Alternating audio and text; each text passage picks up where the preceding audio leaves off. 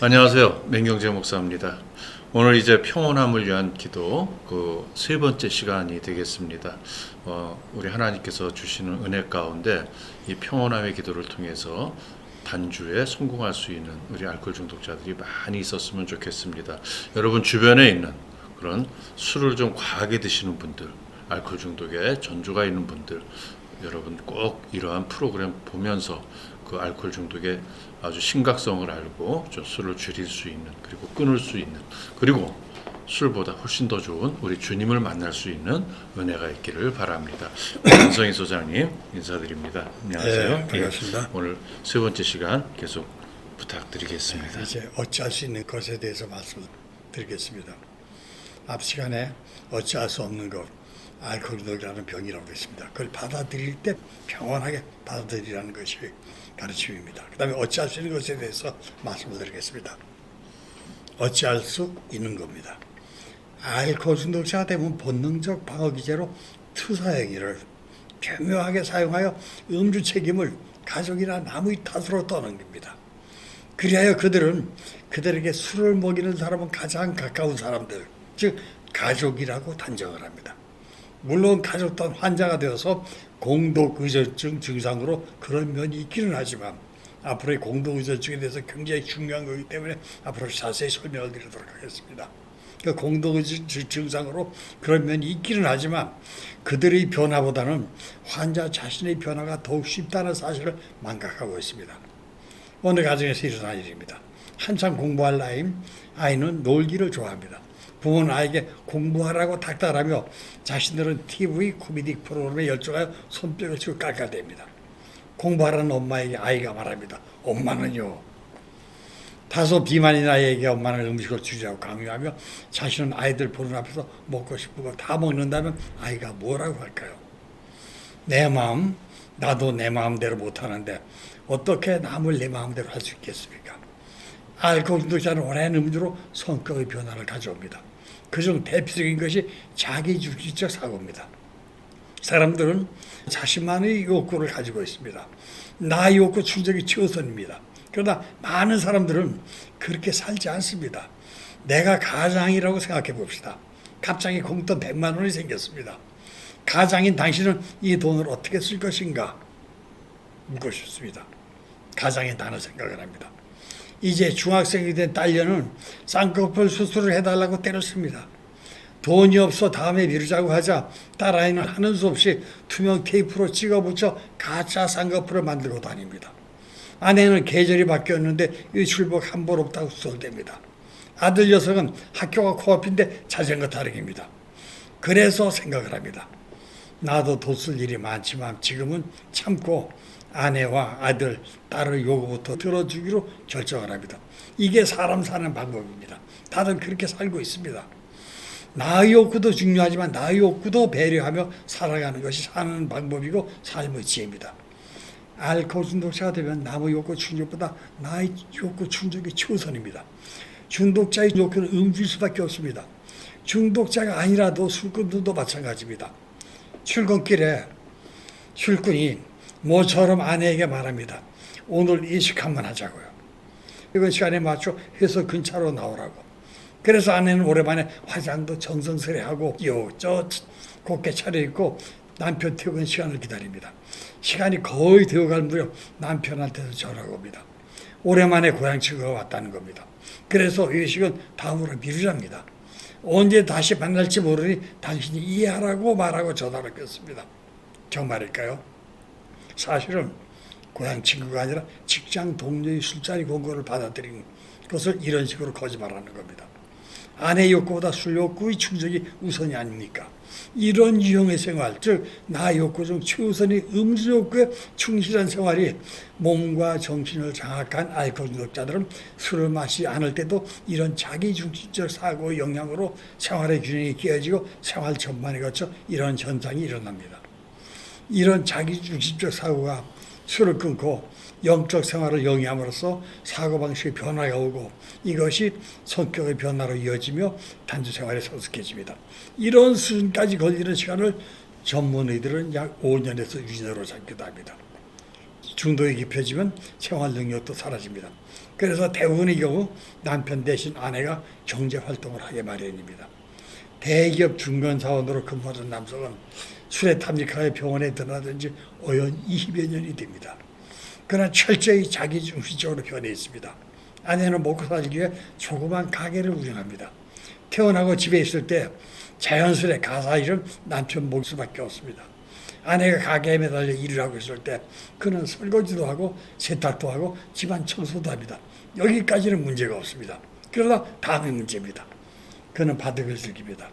아마추어 3단쯤은 됩니다. 그는 인터넷 바둑을 듭니다. 이번 한 판만 이기면 4단으로 승단합니다.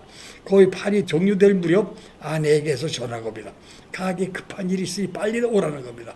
그는 화가 머리끝까지 치밀어 욕을 하며 가게로 갑니다. 취미생활도 못하게 한다고. 병원에서 정신실사 후 오침 시간이 있습니다. 이것이 버릇이 되었는지 그는 하루에 한 번씩 그 시간이면 꼭 낮잠을 자야 합니다. 죽어도 낮잠을 자야 합니다. 아내는 가게에서 콩띠도 파티도 타는데 야구도 좋아합니다. 박찬호 팬이어서 미국 중계도 놓치지 않았습니다. 미국과 시차가 있으니 시청을 마치면 새벽입니다. 그때서야 잠이 들이 자연 늦잠을 잘 수밖에. 아내는 출근 준비에 바쁜 시간인데 술을 그렇게 마시면서도 뭔가 일을 철저합니다. 그래서 산책을 거르지 않습니다. 매일 시간을 정해놓고 그 시간이 되면 뒷산에 오릅니다. 급한 일로 아내가 부르면 산책을 방해한다고 욕을 합니다. 술뿐만이 아닙니다. 모든 일에 자신의 욕구 충족이 최우선입니다. 가정의 일을 뒤로 미루고 자기가 하고 싶은 일부터 해야 직성이 풀립니다. 그것 때문에 그들의 무싸움 그치지 않습니다. 그는 남의 욕구는 전혀 고려하지 않는 겁니다. 알코올 중독이라는 병이 깊어지면 음주가 생활에서 최우선이었던 그 사고와 그 생활 습관이 고착되어서 매사에 이런 현상이 발생을 합니다. 그는 이런 자신의 문제는 전혀 고려하지 않고 또 자신을 변할 생각이 전혀 없이 아내를 비난하고 또 아내가 변하기를 바랍니다. 그런 자기중시적 행동에 화가 난 아내는 그를 비난하면 그것이 술을 마실 이유가 됩니다. 그런 아내 때문에 술을 마신다는 겁니다.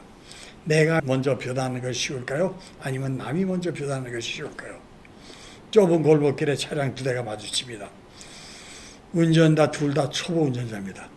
옆으로 비켜 상대 차량이 먼저 빠져나가라고 서로 양보하나 둘 다 자신이었습니다. 그래서 서로 먼저 가라고 양보에 양보를 거듭합니다. 그렇게 둘은 밤이 새도록 서로 양보를 합니다. 중독자와 가족이 싸웁니다. 서로 당신이 먼저 변화하라고. 이들의 변화는 언제 찾아올까요? 변화의 예로 미국 영화 한 편을 소개합니다. 한순간의 경이 그라운드 호크데이라는 미국 영화 얘기입니다. 구속의 의미가 담긴 영화입니다. 미국 피츠버그의 방송국의 오만한 일기예보 담당자 필 코나스가 주인공인데 그는 매년 열리는 그라운드 호크데이 축제에 일기예보로 생중계하기 위해서 펜실바니아주 핑스톤이라는 조그만 소읍에 파견된 이야기입니다. 그는 고드름을 피우며 일기예보를 진행합니다. 행사가 끝나자 지루한 시골 생활에 싫어진 그는 제작팀에게 최대한 빨리 피츠버그로 돌아가자고 다그칩니다. 그러다 갑자기 쏟아진 폭설이 그들을 붙잡습니다. 어쩔 수 없이 핑스톤에서 하룻밤을 더 지내게 됩니다. 그러나 이튿날 아침에 일어나보니 날짜는 다시 2월 2일 그라운드 호크데이였습니다. 그는 어쩔 수 없이 그날을 다시 한번 삽니다. 다음 날도 똑같은 일이 벌어집니다. 연일 계속입니다. 아침마다 잠에서 깨어보면 다시 2월 2일입니다. 모든 장면이 전날과 똑같이 펼쳐집니다. 모든 인물도 전날과 똑같이 만납니다. 그들의 행동도 전날과 똑같습니다. 필 코너스는 시간의 쳇바퀴에 갇힌 겁니다. 처음에는 그 경험을 마냥 좋아합니다. 아는 사람이 없으니 대가를 치르지 않고도 기분 내키는 대로 살 수 있게 된 겁니다. 그래서 그는 실험에 들어갑니다. 술과 섹스 욕구에 탐닉을 합니다. 그러나 모자나 쾌락도 싫어지고 그 하루에서 벗어날 수 없다는 사실에 절망을 합니다. 영원한 그라운드 호크데이의 삶은 그대로 그에게 지옥이 됩니다. 10번도 넘게 자살을 시도하지만 다음날 깨어보면 여전히 2월 2일이고 상황은 전날과 똑같은 그라운드 호크데이입니다. 거기서 코너스는 터득을 합니다. 비록 날짜는 바뀌지 않아도 그 하루를 사용해 자신을 바꿀 수 있다는 사실을 깨달은 겁니다. 그는 더 나은 사람이 될 수 있다는 것을 깨우친 겁니다. 우선 자신의 재능을 개발합니다. 피아노 레슨을 받고 얼음 조각을 익히고 학교에 다니고 시를 암송하고 외국어를 배웁니다. 모두가 연일 반복되는 하루를 사용해서 한 일입니다. 그러다 그는 또 다른 것을 깨닫습니다. 자신이 다른 사람을 도울 수 있다는 겁니다. 그는 읍내를 돌아다니며 그라운드 호크대에 일어난 다른 일들을 접하기 시작을 합니다. 한 남자가 음식을 토하다 죽습니다. 한 커플이 약혼을 파혼합니다. 한 아이가 나무에서 떨어져 다리가 부러집니다. 이런 모든 사건은 코노스의 계보로 전개가 달라집니다. 날마다 같은 시간에 그는 같은 장소에 나타나 위기에 처한 사람들을 돕습니다. 그렇게 위기에 처한 사람들은 수백 번도 더 구해집니다. 그는 이제 다른 사람들을 섬기는 것을 즐기게 됩니다. 그는 영원히 하나밖에 없는 그 작은 읍내의 영웅 아닌 성인이 됩니다. 성자가 됩니다. 코노스가 살아가는 날은 오직 그 하루뿐입니다. 그의 삶은 글자 그대로 한순간에 갇혀 있습니다. 그 순간이 영원처럼 이어집니다. 그러나 그는 그 하루를 잘 사는 법을 배웁니다. 이 이야기는 어느 날 아침 코노스가 깨어보니 2월 3일이 되어 있다는 것으로 끝납니다. 그러나 그때는 이미 날짜만 바뀐 것이 아니라 코노스도 바뀌어 있었습니다. 그는 음악가가 되어 있었고 조각가가 되어 있었고 시인이 되어 있었고 의사가 되어 있었고 상담자가 되어 있었고 돕는 사람, 만인의 친구 등 세 사람이 되어 있었습니다. 모두가 그 하루에 된 일입니다. 이것은 공상적인 이야기가 아닙니다. 하나님의 시간 개념과 우리 시간 개념은 같지 않습니다. 무한한 존재인 하나님은 모든 시간이 현재인 양 모든 시간에 다 살아계십니다.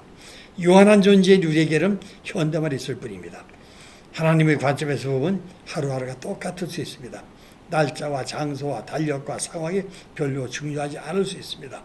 세상은 정말 하나님이 우리를 변화시키기 위해 사용하시는 그라운드 호크대와 같은 곳일 수 있습니다.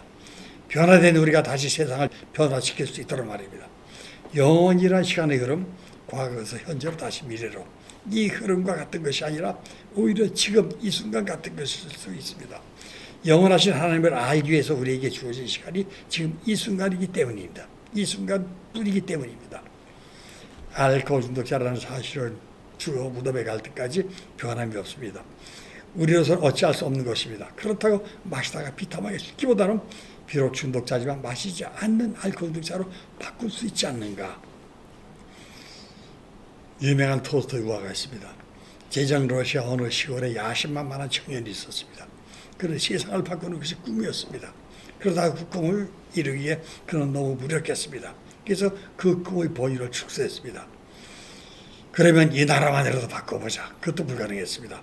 그는 다시 꿈을 또 축소합니다. 그렇다면 이 마을만이라도 바꿔보자. 그러나 그것도 불가능했습니다. 그래서 그는 자신의 가정만이라도 바꾸려고 노력했습니다. 그마저 그 힘으로 불가능했습니다. 그리하여 그는 자신이 바꿀 수 있는 대상은 자기 자신뿐이라는 것을 깨달았습니다. 그는 자기 행동과 생각과 습관부터 바꾸기 시작했습니다. 그랬더니 자기 가정이 변하기 시작했습니다. 그런 변화는 확산되기 시작했습니다. 가정이 변하니 이웃이 변하고 이웃이 변하니 동네가 변하기 시작했습니다. 밤새 눈이 쌓인 아침을 맞습니다. 그는 누구보다 일찍 일어나 자기 집 앞길에 눈을 치웁니다. 그리고 이웃집 앞길도 깨끗이 쓸어줍니다. 그러자 이웃도 그 선행이 감사하고 또 미안했든지 돕기 시작합니다. 다시 이웃도 동참을 합니다. 이렇게 온 동네가 깨끗해집니다. 이렇게 우리가 할 수 있는 일은 우리가 남을 우리의 필요에 맞추어 변화시키기보다 더 쉬운 일은 바로 우리가 먼저 변하는 겁니다. 마시는 중독자에서 마시지 않는 중독자로 변화. 이것이 기적이 아닙니다. 그리고 얘기합니다. 그리고 이를 그거라는 지혜도 주소서 했습니다. 알코올 중독은 불치병이고 나는 그런 알코올 중독자로서 술을 끊지 못하는 사람이고 그러니까 마시는 것은 당연하다고. 그렇다면 그렇게 마시다가 죽을 것인가? 아니면 마시지 않는 알코올 중독자도 있으니까 마시는 알코올 중독자에서 마시지 않는 알코올 중독자로 변화할 것인가? 이 둘 중 하나로 선택해야만 합니다. 그것을 구별할 수 있는 지혜가 필요합니다. 알코올 중독이 깊어지면 우리 정신도 큰 손상을 했습니다. 알코올 중독의 정신적 손상이 나타납니다. 진압력 장애가 옵니다. 진압력이란 시간, 장소, 인간을 인식하는 기능으로 이 기능이 저하됩니다. 또 이해력 장애가 옵니다. 어떤 일이 발생해도 그 일의 성격을 이해하지 못합니다. 그래서 엉뚱한 이야기를 의수하게 됩니다. 상대방의 말을 이해하지 못하고 엉뚱한 말로 대답하니 상대는 이런 사람과 대화를 기피하게 됩니다. 근데 사회에 적응하지 못하게 되고 외톨이가 되며 마침내 고독과 고립이라는 정신적 압박감이 시달리게 됩니다. 판단력에도 장애가 발생합니다. 대뇌피질의 손상으로 이성적 사고를 할 수 없게 되고 감정에 치우치며 모든 일에 판단에 장애가 발생합니다. 판단의 기준이 단순해집니다. 가치 판단을 할 때 자기 양심이나 사회 윤리, 도덕 및 법질서 아래 옳고 그름을 판단하는 것이 정상적인 사람들입니다. 그러나 악성독자들은 이런 기능이 저하됩니다. 모든 일을 옳다 그르다로 판단해야 하나 중독자는 그러하지 못합니다. 그들은 옳고 그름이 아니라 좋다 싫다, 즉 쾌불쾌로 사고의 기준을 정합니다. 그래서 자신의 음주를 제한하는 사람은 적이고 자신의 음주를 방임하는 사람은 동지로 인식합니다. 어린아이처럼 사고가 단순해지며 논리적 논리, 단순 논리로 변합니다. 여기에 장기간 곡기를 끊고 대량으로 술을 마신 후유증으로 뇌세포의 파괴로 기억력에도 문제가 발생합니다. 심한 경우에는 알코올 치매로 악화되기도 합니다. 이런 증상을 복합적으로 갖고 있는 알코올 중독자들에게 현실을 냉정하게 판단하고 이성적인 판단을 요구하는 것은 무리가 아닐까요? 알코올 중독자들에게 음주의 위험성을 알려도 그들은 거의 모두가 나는 아직 괜찮아요가 공통된 반응입니다. 인간의 지혜는 한계가 있습니다. 이런 인간들 중에 알코올 중독자들은 이런 증상까지 갖고 있는 만큼 기도로 하나님께 지혜를 구하는 것이 전혀 이상하지 않는 겁니다. 기회와 비슷한 말로 지식이 있습니다. 지식이란 어떤 사물에 관한 명료한 의식, 알고 있는 내용이라고 정의하며 철학적으로는 인식에 의해 얻어진 성과, 또 광의로는 사물에 관한 개개의 단편적인 사실적 경험적 인식, 엄밀한 뜻으로는 원리적 통일적으로 조직되어 객관적 타당성을 요구할 수 있는 판단의 세계라고 서자는 말합니다. 지혜는 사전에서 슬기로 정의하며 슬기란 사리를 밝히고 잘 처리하는 능력이라고 부여합니다. 지식은 배워서 익힐 수 있습니다. 그러나 지혜는 배워서 익히는 것이 아닙니다. 망고 풍성을 겪은 노인들은 지혜의 보고라고 하는 것은 무엇 때문일까요? 그들은 배우지 않아도 글을 모르는 까막눈이라도 유식한 젊은이보다 더 슬기로운 모습을 우리는 발견합니다. 그래서 지혜는 배워서 익히는 것이 아닙니다. 지혜란 사물의 실상을 관찰하여 미혹을 끊고 정각을 얻는 힘으로 정의합니다. 학문, 실생활, 정치, 경제 등 거의 모든 부분에 필요한 총명을 일컬으며 그 근본은 하나님을 경외하는 것이라고 규정합니다. 아울러 슬기와 총기를 비슷한 말로 제시합니다. 또 지혜를 듣는 심장이라고도 말합니다. 지식은 배워 머리에 담으나 지혜는 마음 깊은 곳, 즉 심장에서 나온다는 겁니다. 고대 이스라엘 왕 중 가장 유명한 솔로몬이 1,000번 제사를 드리고 그 대가를 구한 것이 지혜였습니다. 성경에 나온 대표적인 의인 욥은 지혜를 얻는 방법으로 하나님께 구하여 얻으라고 합니다. 막연한 이야기처럼 들립니다. 그러나 역으로 생각해 봅시다. 우리에게 해결할 수 없는 많은 문제들이 있습니다. 이것을 어떻게 해결할 것인가? 결국 인간의 지혜로 해결할 수 없는 것은 인간보다 뛰어나신 하나님께 구할 수밖에 없는 것이 아니겠습니까? 문제가 생기면 전문가를 찾듯이 말입니다. 지식은 단순히 어떤 사물에 대한 기술적인 이해력을 말합니다. 그러나 지혜는 한 인격이 인생의 존재와 의미 전반에 대립하여 가는 통찰력 전체를 가리킵니다. 따라서 세상에 이론적 지식이 없는 사람도 그 양심과 이성에 따라 우주적 원리를 추구하면 심오한 진리를 가질 수 있습니다. 성경은 참된 지혜의 근본은 여호와 하나님을 경외하며 참 지혜이신 그리스도로부터 하늘에서 주신 것이라고 합니다. 알코올 중독자들은 마시면서 살다가 비참하게 죽을 것인가, 아니면 마시지 않는 중독자로 살 것인가를 구별할 수 있는 지혜를 간절히 구하라고 AA는 네이버 교수의 기도문을 빌어 고민을 합니다. 타인을 또 환경을 변화시키기에 애초부터 무력한 우리가 할 수 있는 일은 그것을 포기하고 나만이라도 변화할 것인가를 구별하는 지혜가 절대 필요하지 않은가 합니다. 오늘 여기까지 마치고 다음 시간에 다른 걸로 계속하겠습니다. 네, 감사합니다. 우리 3주 동안 주기도문을 적용한 이러한 기도를 함께 이제 나눌 수 있도록 우리 소장님 수고해 주셨습니다. 다시 한번 감사드리고요. 네, 감사합니다. 예. 다음 주에 뵙겠습니다. 네, 감사합니다. 수고하셨습니다.